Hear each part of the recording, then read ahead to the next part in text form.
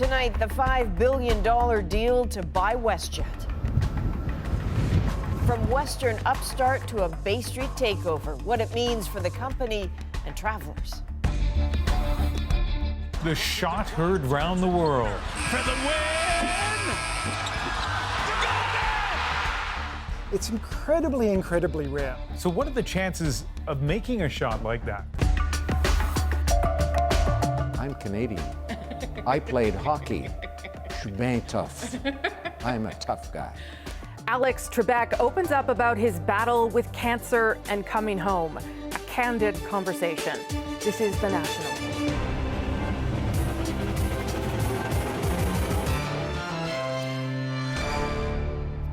Chances are, if you've flown in this country, you've flown WestJet. The brand is budget-friendly, folksy, down-to-earth. But WestJet's had its eye on flying higher, and now it is being sold to a multi-billion-dollar private equity firm. Tonight, Aaron Collins tells us where that leaves WestJet and its passengers. We fuel them up, we load them up, we fly from here to there. And all our guests in this great land, they know that owners care. Friendly, fun, and just a little bit cheeky. Totally on brand, this could be WestJet's theme song. Canada's other big airline launched in Calgary in 1996 with just 3 jets, complete with wisecracking flight attendants. Billed as an employee-owned underdog, more casual and affordable than the competition. I was an original employee with WestJet when they first started operations. So I worked for them for a number of years, and my husband and I always fly WestJet. We love WestJet.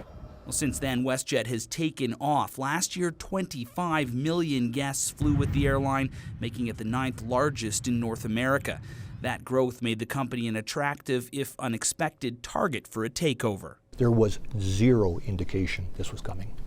The $5 billion offer from Onex is about 2/3 more than WestJet's shares were worth when the market closed Friday. A bid that reflects the airline's potential for growth, both overseas and into business class.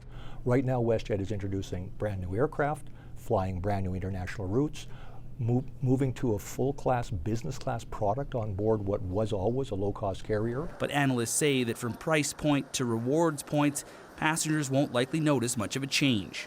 Onex says the airline's headquarters will stay put and no layoffs are planned. No small thing for WestJet's 14,000 employees and the city many of them call home. They are entirely focused on growth, and that's good news for WestJet and it's good news for Calgary. But we'll be watching very carefully and making sure that those promises are kept. One thing is certain, if shareholders and federal regulators approve this deal, WestJet will no longer be publicly traded or be able to claim being even partially employee-owned. So whatever the company's future, well, it'll be singing a different tune. Owners care from here to there, from coast to coast, we are the most. Aaron Collins, CBC News, Calgary. So who will own WestJet now? Onex is one of Canada's top private equity firms, run by a well-known billionaire who has tried to acquire airlines before.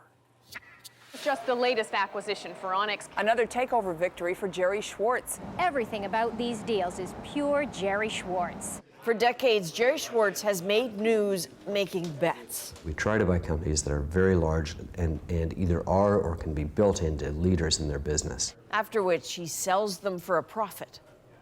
His company has strong links to Ottawa. Onex's managing director is one-time Stephen Harper Chief of Staff Nigel Wright. Going further back, Schwartz himself has connections to the Liberals. He is a Liberal, but he is a big businessman. In 1999, he abandoned a hostile takeover bid for Air Canada after being blocked. Onex is disappointed in the Quebec court's conclusion. A later bid for Australia's flag carrier also fell through. Onex's deal to buy a stake in Qantas Airways may not happen after all. But now, after nearly 20 years, it looks like Jerry Schwartz will get his airline. In the background of this deal, of course, WestJet's workers. WestJet's flight attendants unionized just last year. Its pilots union just recently negotiated a contract. Both are cautiously optimistic about the deal for now. We are live on The National, tracking breaking news tonight out of Alaska. 5 people have been killed, 1 is missing after 2 float planes collided in midair. Images coming into the newsroom show officials treating one of the 10 people injured in the crash. All of this happened near Ketchikan, Alaska. That is northwest of Prince Rupert, British Columbia. The planes were carrying passengers from the Royal Princess. That's a cruise ship which departed Vancouver on Saturday. The cruise company says 4 of the dead were passengers from the Royal Princess. The 5th was a pilot. In total, 16 people were on board the 2 planes. The search continues for the one who is still missing, and will continue to bring you developments on this story through the night. For now, let's turn to the stock markets. The Toronto Stock Exchange slid today because of the escalating trade dispute between China and the United States. In fact, markets around the world took a dive. Wall Street, the hardest hit, its worst trading day since January. Take a look at the Dow Jones Industrial Average, the S&P 500 Index, and the tech-heavy NASDAQ, all down by about 2.5% to 3.5%. The slide started after China announced it's retaliating against U.S. tariffs with new tariffs of its own. The CBC's Paul Hunter now with how Donald Trump is responding. They are among the battlefields in a suddenly intensifying trade war, the immense shipping harbors of China and the shopping malls of America. Said Donald Trump today, in effect, so far so good. We're in a very strong position. Our economy has been very powerful. Theirs has not been. This is a very positive step. I love the position we're in. This on a day China announced higher tariffs starting next month on some $60 billion worth of imported U.S. goods. As Chinese state TV put it today, it's a response to U.S. unilateralism and protectionism. Indeed, it follows the announcement last week of U.S. tariffs on some $200 billion worth of Chinese goods. And as Trump also noted today, more U.S. tariffs on more Chinese goods may soon follow. I haven't made that decision yet. Trump frames the duties as effectively free money for America, but he fails to note tariffs on Chinese products will likely simply be passed on to U.S. consumers, as even Trump's own economic advisor noted this weekend. Fair enough. In fact, both sides will pay. Both sides will pay in these things. Trump hinted today it may all get resolved, with meetings planned with China at next month's G20 summit, even though all Chinese trade talks with Trump to date have failed. We're going to be meeting, as you know, at the G20 in Japan, and that'll be, I think, probably a very fruitful meeting. For the moment, both sides seem content to dig in. China today telling its people U.S. tariffs are no big deal. Donald Trump tweeting, as he put it, very bad for China, very good for USA, though he didn't explain how. Some people, he tweeted, just don't get it. Paul Hunter, CBC News, Washington. All right, let's go now from Washington to Ottawa. And Rosemary, you have new information tonight about the criminal case against Vice Admiral Mark Norman. Yeah, that's right, Ian. We are still getting new insight tonight about how all of this may have unraveled. The crux of the case, remember, was that Norman allegedly spilled cabinet secrets to a Quebec shipyard. But not only did the former Conservative government know about those communications, CBC News has now learned the cabinet authorized them. Murray Brewster shows us how it raises further questions about why he was ever charged. It's the context, and many of you cover defense procurement. It is a very complicated, obtuse, and ultimately ugly process. Things did get ugly when Vice Admiral Mark Norman was charged with breach of trust. Prosecutors alleged he had leaked cabinet secrets, mostly to a Quebec shipyard. Problem was, no one had asked the former Conservative government precisely what the Admiral had been told to do. Cabinet would have given Mark Norman and the Defense Department the authority to move forward on this procurement. Having taken the decision that we did via Cabinet Committee and therefore giving Mark Norman the green light to proceed, he would have had authority to speak to the Davie shipyard. That is a bombshell. If Norman was authorized to share information, then why was he charged with leaking cabinet secrets? Even his lawyer is not sure how much the RCMP knew or understood about the shipbuilding deal. She suggests the information could have been found in cabinet records. The RCMP didn't have it or didn't look for it. Norman was also accused of leaking secrets to a CBC journalist while the Liberals were in power. McKay's revelation may help explain the Crown's decision to stay the charge. I'm not a lawyer, but this seems to me to be awfully contradictory to the idea that Admiral Norman broke public trust if he was following and acting upon political direction. It was left to the Justice Minister to explain. The evidence was gathered by the RCMP, Mr. Speaker, and was turned over to the Prosecution of Service of Canada. Mr. Speaker, the Director of Public Prosecutions, as well as the prosecutor in this case, have both stated that there was no government interference or contact. The RCMP last week defended the investigation, calling it thorough. Tonight, it stood by that assessment, saying it had nothing more to add. Murray Brewster, CBC News, Ottawa. And over the weekend, opposition MPs demanded an emergency meeting of the Defence Committee to try to look more deeply into Norman's prosecution. At least 4 of those MPs are members of the committee, so according to rules, that meeting must take place this week. 9 years after 2 Swedish women accused WikiLeaks founder Julian Assange of rape, prosecutors say they are reopening the investigation and seeking his extradition from Britain. Margaret Evans looks at what it means for the other big case against him. The moment of Julian Assange's undignified exit from the Ecuadorian embassy a month ago, carried out in handcuffs.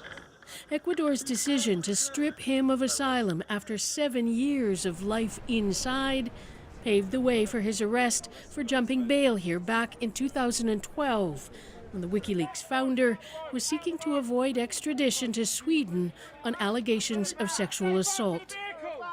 But extradition is still clearly on the table for Swedish prosecutors. My assessment, she's saying, is that there is still probable cause to suspect that Mr. Assange committed rape of a lesser offense.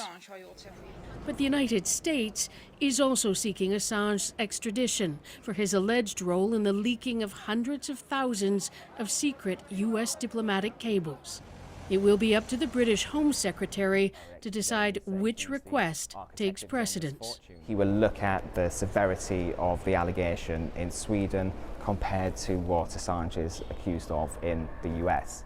Extradition expert Anthony Hanratty believes the Swedish request will win out. The offence is a lot more serious than the allegations in the US. He will be under some pressure, both politically within the UK political parties and also publicly. More than 70 British parliamentarians have signed a letter urging the Home Secretary to stand with the victims of sexual violence and agree to any Swedish extradition request. Lawyers for Assange say he will cooperate with the Swedish investigation, but complain about the timing. He is in prison, he has the US case to defend himself against, and I don't think he will have the energy and time to go through this old story too 10 years afterwards. Sweden's 10-year statute of limitations on the rape allegation against Assange will run out next summer. Margaret Evans, CBC News, London. Here's some of the other stories we're following tonight on The National. Excuse us, folks. Felicity Huffman was in a Boston court today to plead guilty for her role in the largest college admission scandal in U.S. history. The Hollywood actor admitting to paying a $15,000 bribe to have her daughter's answers corrected on an admission exam.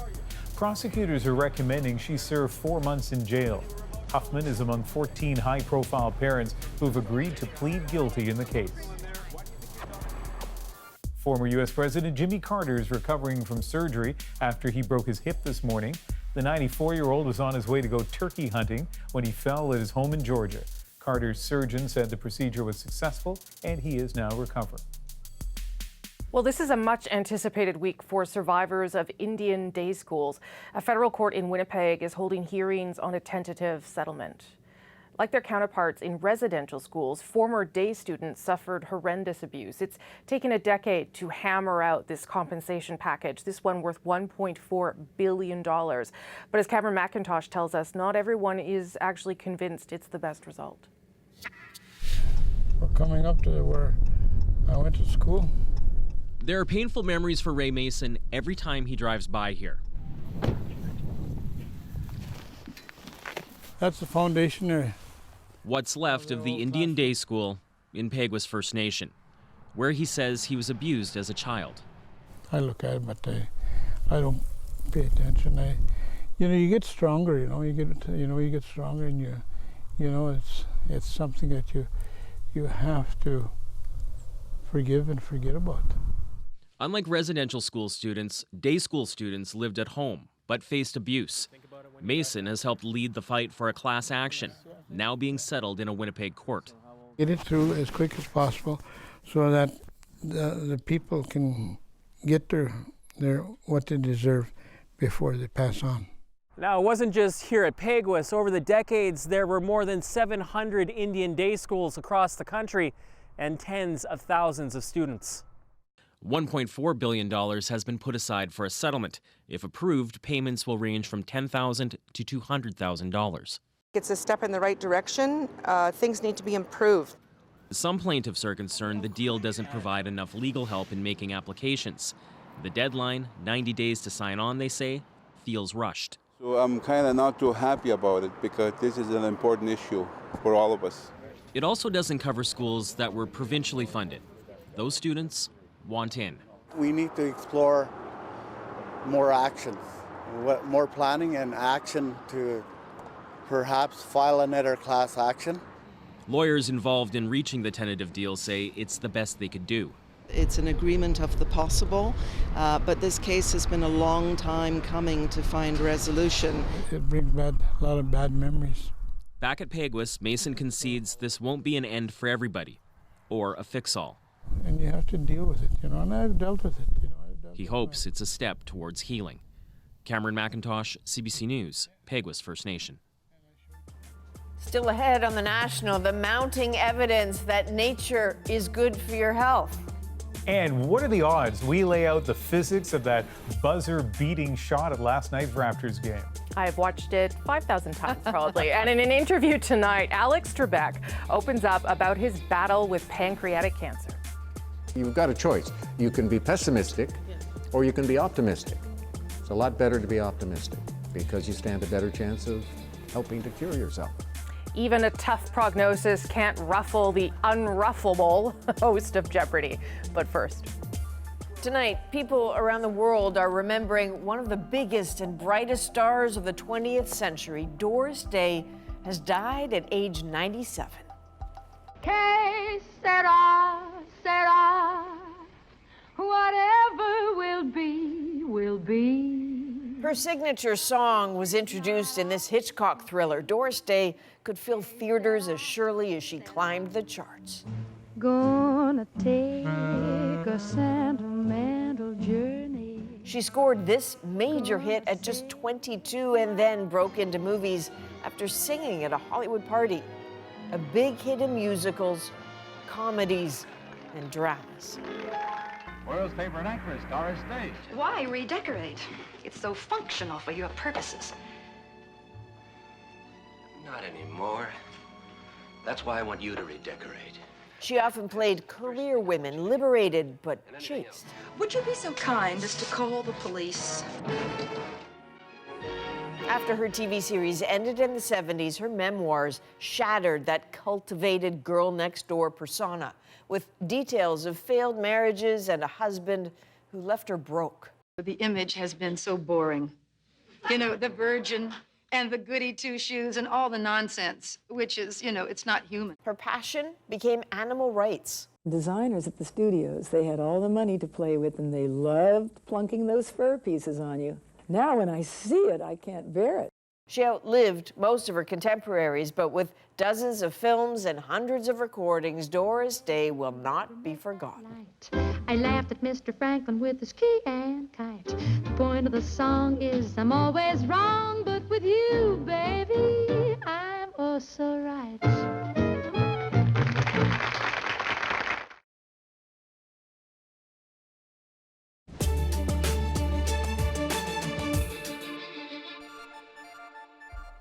The world is grappling with another dire threat to our planet. Last week, we learned more than 1 million species of plants and animals are at risk of dying off, and people are to blame. It can be easy to feel complacent in countries like Canada, where land is vast, and most of us live in cities. But as Christine Burak explains, nature is vital to human health and well-being, too. All right, so everybody grab your maps out of the bins, please. School's in, but these kids spend a couple of hours a day outside. Hang on, your names should be on them. They're heading to Mud Mountain, and there's work to do along the way. While most people think being outdoors is probably good for us, researchers are saying nature offers serious health and academic benefits. What else lives in the swampy area? A recent review of hundreds of studies found mounting evidence of a cause and effect relationship. Experiences in nature led to improved attention span, self-discipline, and physical fitness while reducing stress. Research also shows children with ADHD who take a 20-minute walk in a park can improve their symptoms similar to using a prescription stimulant medication. So how does free, accessible greenery do all that? There are two different major theories as to why nature is good for your brain. And one of them is called stress reduction theory. So essentially it speaks to how humans evolved in nature. There's also attention restoration theory, which says crowds, lights, traffic, and noise force our brain to constantly focus, diminishing our overall capacity to pay attention. Nature doesn't require that kind of focus. Therefore, it doesn't tire out those powers of attention. It doesn't tire out your concentration, and it just lets you kind of enjoy and restore your brain. Some doctors and educators say it's time to drop standardized classroom testing in favor of outdoor education for at least an hour a day. They're being tested out here in this environment on a daily basis in a whole new way that even I can't tell you what the result is going to be. Turtles, fish, foliage that is as big as us. What does it feel like? Free. Free. Yeah. These Ryerson University students meet up weekly at a local greenhouse. It's the only one I see of that. Research in adults shows just looking at trees or even houseplants can also lower stress levels. And the more you do it, the more it helps. They connect with a sense of perspective, something larger than themselves, which can be really helpful. Feel this. Natural settings also promote warmer, more cooperative relationships. Peter, are you okay? In conquering Mud Mountain, most of the kids at Gradale got dirty, but one got stuck. So they problem solved, even dug out his boots. That's teamwork. Simple lessons learned in nature can last a lifetime. Christine Birak, CBC News, Toronto. We all need to go there. Still ahead, a record-breaking dive to the bottom of the sea discovers something disheartening. But next, today I sat down with Alex Trebek to talk about his fight with cancer and why he's been so open about his diagnosis. I wanted to stay ahead of the tabloids because I knew they'd be getting involved with all kinds of misinformation. I did not want that.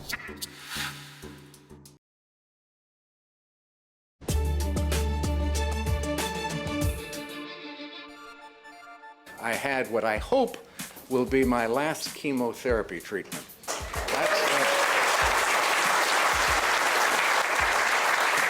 I gotta tell you, that stuff really kicks the slats out of you.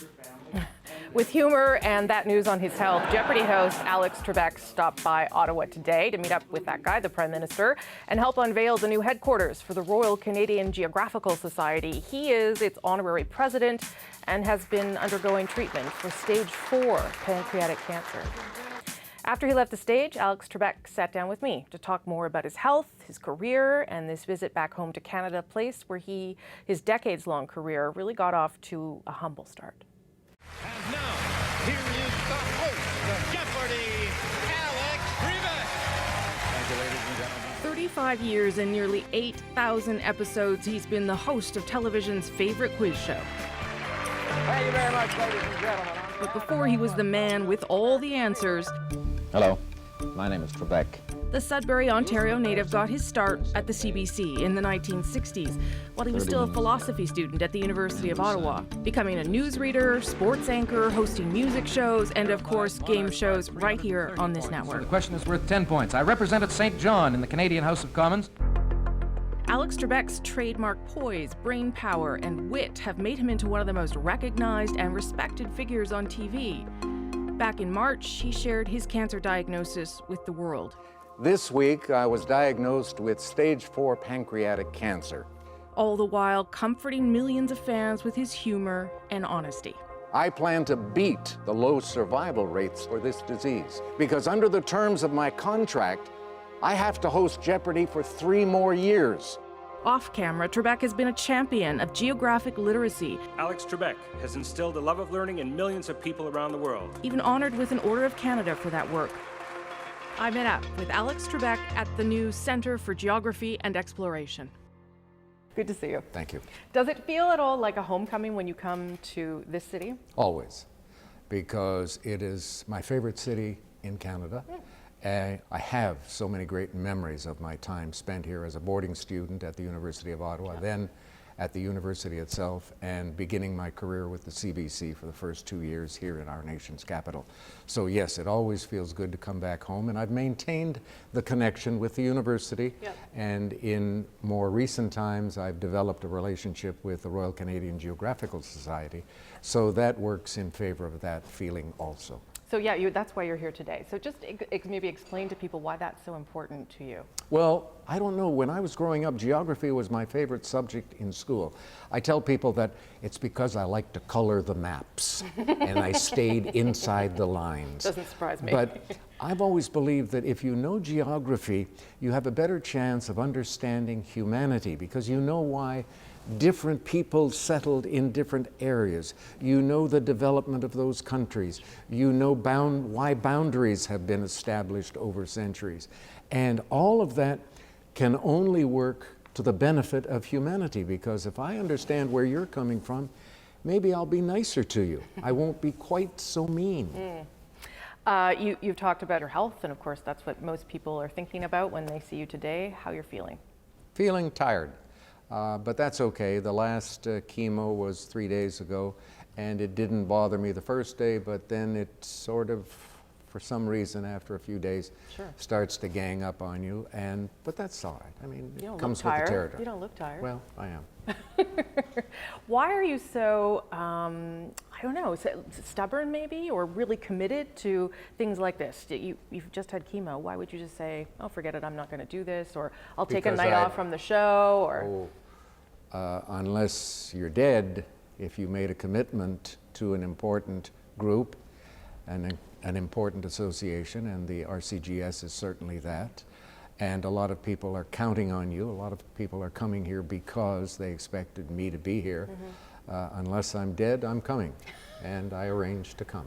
And the same thing for the show? There was not any point where you wanted to call in sick? No, I don't do that unless I really can't perform. The only time they had to cancel tapings because of me was on one occasion when I completely lost my voice.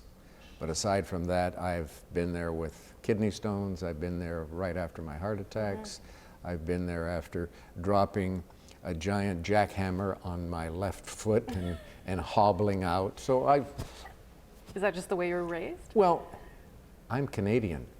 I played hockey. Je suis tough. I'm a tough guy. When you decided to release the video about your pancreatic cancer, how difficult was that to... Not at all. No. I wanted to stay ahead of the tabloids because I knew they'd be getting involved with all kinds of misinformation. I did not want that to be the way things worked out. And I believe in being honest and forthright with the public because I've been in the public eye now for more than half my life. I've had a broadcasting career which has lasted over 55 years. So, yeah. And in that video, you did talk about the prognosis not being great. Now, normally the prognosis for this is not very encouraging, but I'm going to fight this, and I'm going to keep working. And with the love and support of my family and friends, and with the help of your prayers also, I plan to beat the low survival rate statistics for this disease.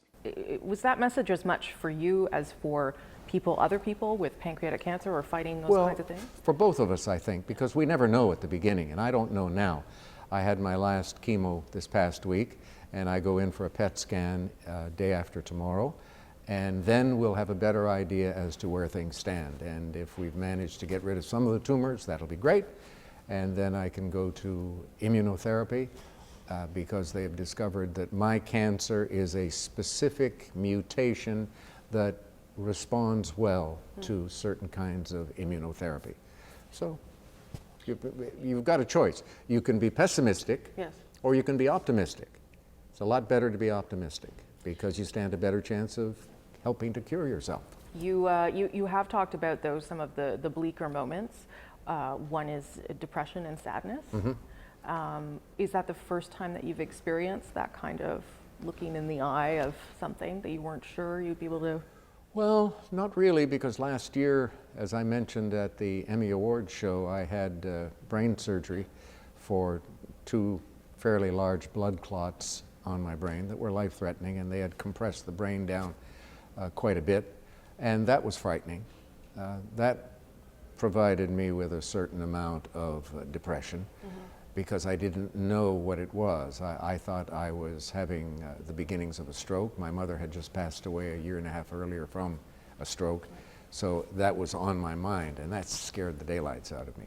But this, for some reason, the cancer is, hey, so many people get cancer. I'm not alone out there.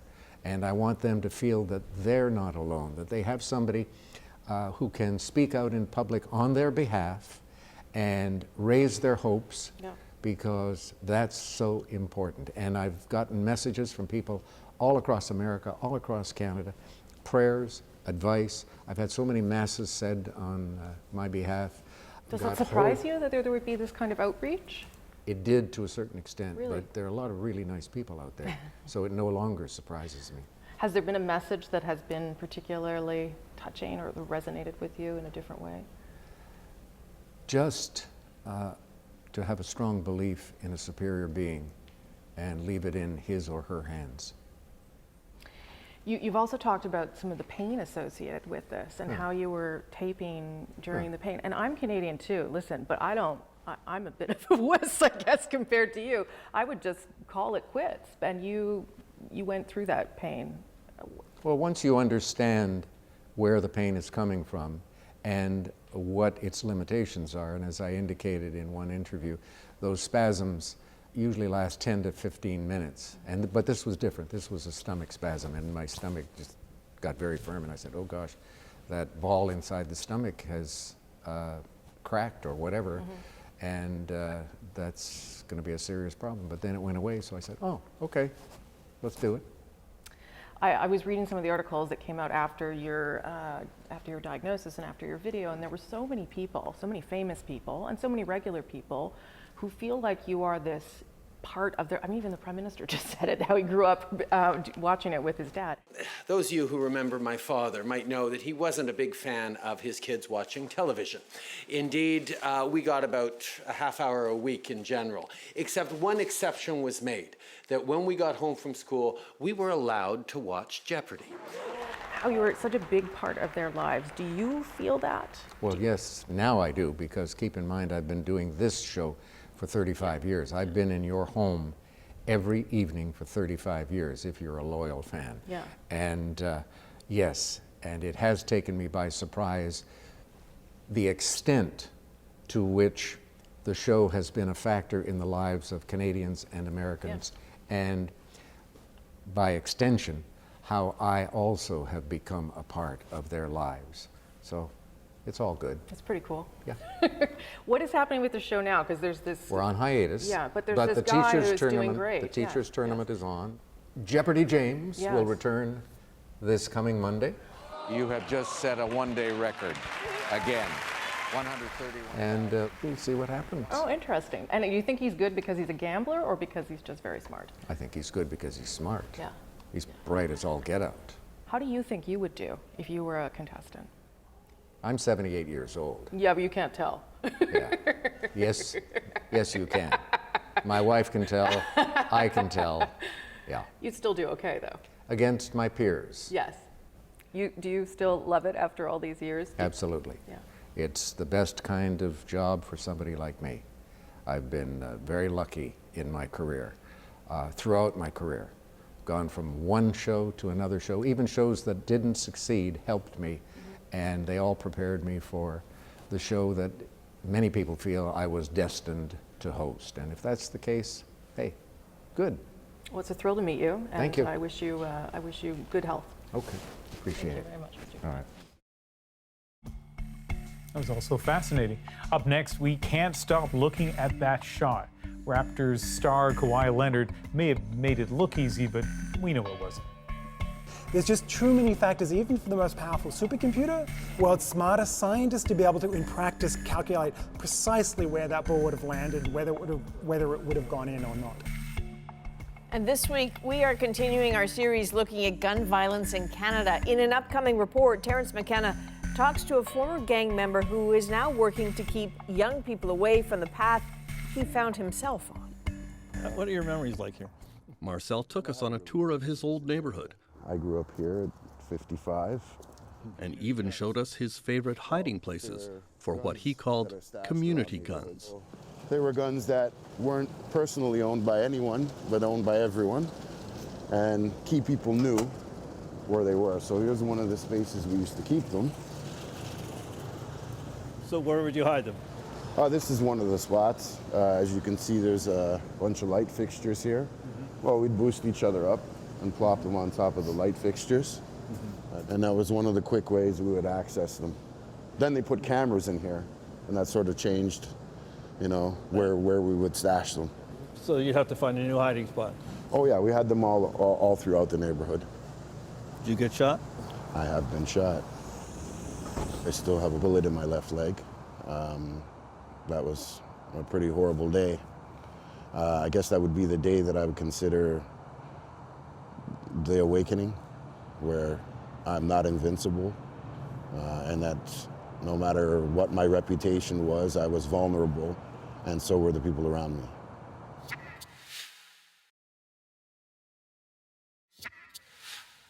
We continue to follow the breaking news out of Alaska tonight. 2 float planes carrying cruise ship passengers have collided in midair, and according to the cruise line, 5 people have been killed and 1 other is still missing. I want to show you a picture now from local media of officials treating one of the 10 injured in the crash. This happened near Ketchikan, Alaska, northwest of Prince Rupert, British Columbia. The planes were carrying passengers from the Royal Princess, a cruise ship which left Vancouver Saturday. The cruise company says 4 of the dead were passengers on the Royal Princess. The 5th was the pilot.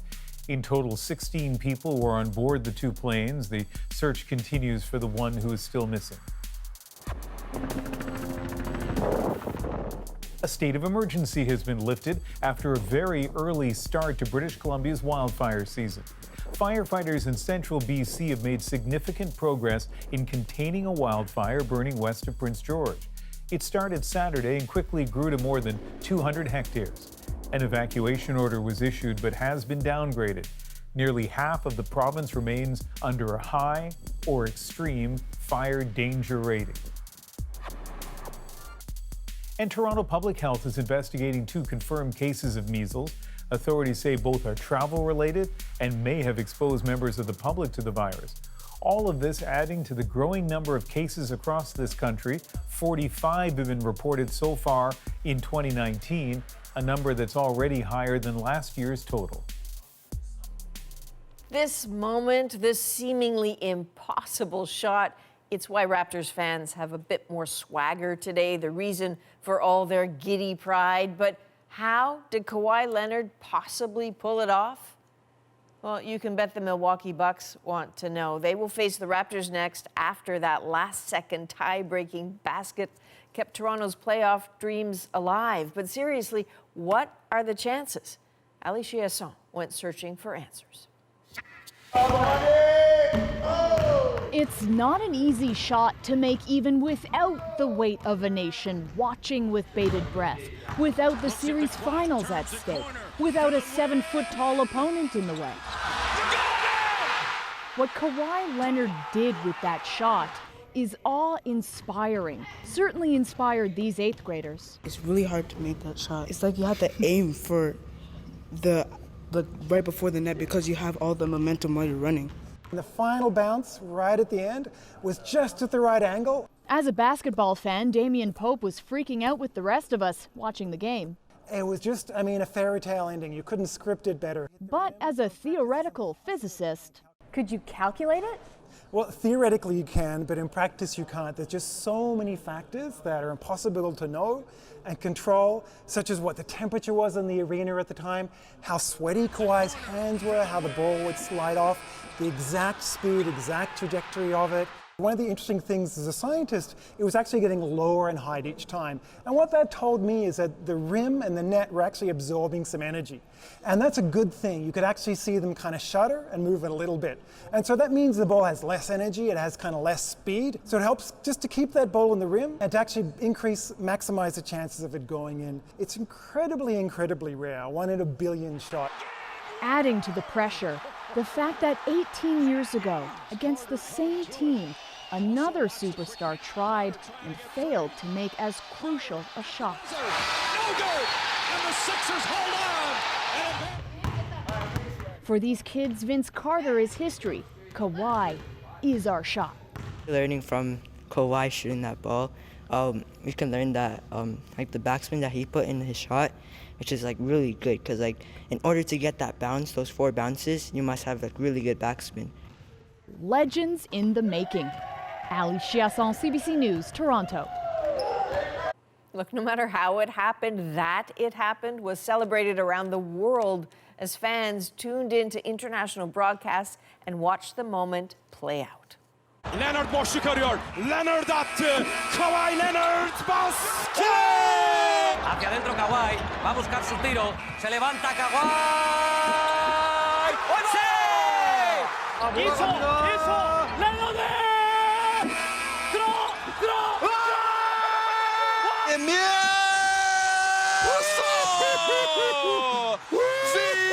Vitória espetacular do Toronto! I love that. I love the story of the science behind it. I'm going to watch it all week.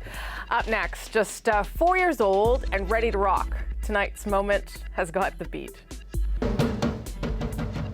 That's absolutely amazing. How much practicing has he done?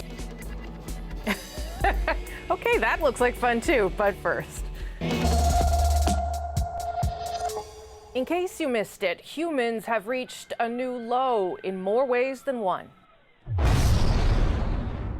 Surface, LF, depth, 109.28 meters.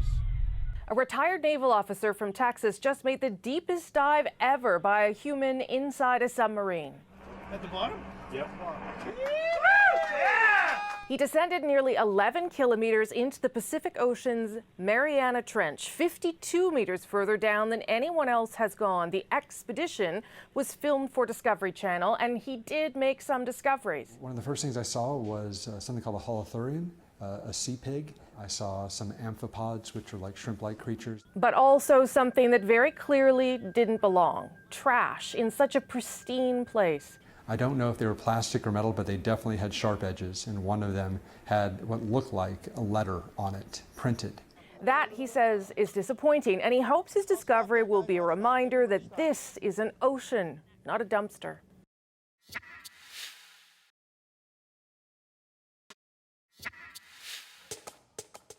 Meet Atlas Axel Galvin, just 4 years old, but already making a splash in his local music scene. His love for drums inspired his dad, and now they've formed a band playing gigs and open mic nights in Winnipeg, and this little drummer boy is our moment. How many times do you practice a day? Every day. Every day? Every day. How did you learn drumming? Every morning. Every afternoon. I have a playlist and it has so much of my favorite songs. Today is the greatest. We had music kind of playing a lot in the house and in the car. He would often just kind of follow along and play it on his lap. A lot of the songs that we perform or that we practice together are songs that we've listened to for a long time. What dad wouldn't want to perform with his son? Do you ever get bored of it or tired of it? No, I get happy about it. If your name is Atlas Axel, you're sort of going to be a drummer, right? Sort of. But he's 4. I kept checking. He's 4, but he says his favorite bands are Smashing Pumpkins and Foo Fighters. So I don't know how that happens, really. Okay, we have to revisit this story in a couple of years because it could go one of two directions. When you're 4 and you're that good and that charming, he could be a superstar at 6, or at 6 he might just say, I want to play video games. Yeah. I'm done with drumming. We'll see. More likely. That is the National for this Monday, the 13th of May. Good night. Good night. Night.